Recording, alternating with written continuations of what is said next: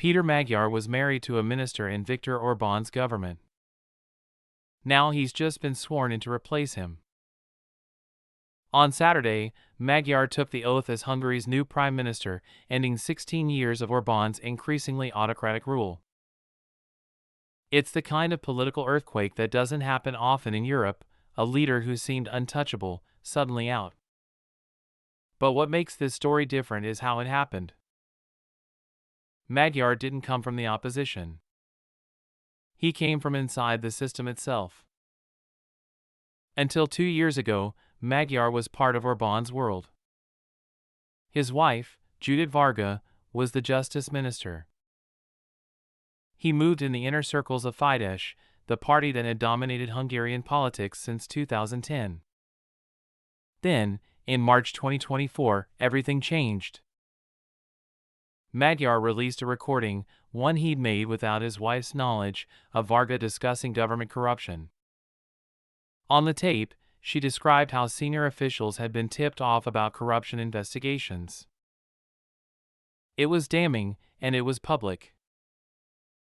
The fallout was immediate. Varga resigned.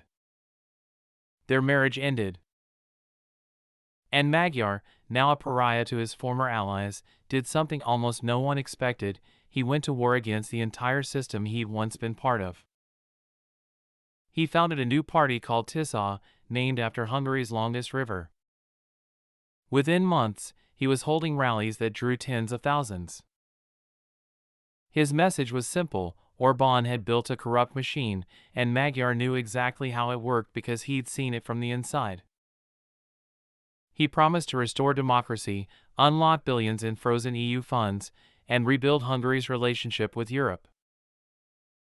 For a country that had watched its press freedom collapse and its courts become tools of the government, it was a message that landed. On April 12, 2026, Hungarians voted. Magyar's Tisza party won in a landslide. Some reports say it secured a supermajority. Orbán, who had been prime minister since 2010 and wielded power like few other leaders in the EU, conceded quickly. It was a stunning defeat for a man who had been a close ally of both Donald Trump and Vladimir Putin, and who had spent years blocking EU decisions on Ukraine and vetoing aid packages. The victory solved a problem Brussels had been unable to crack for years.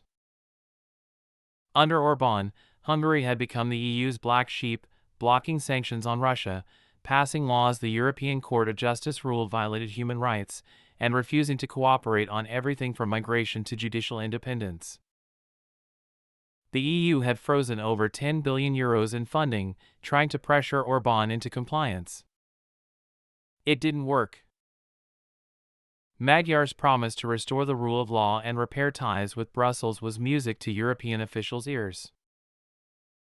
But Saturday's swearing-in wasn't just a ceremony. It was a test.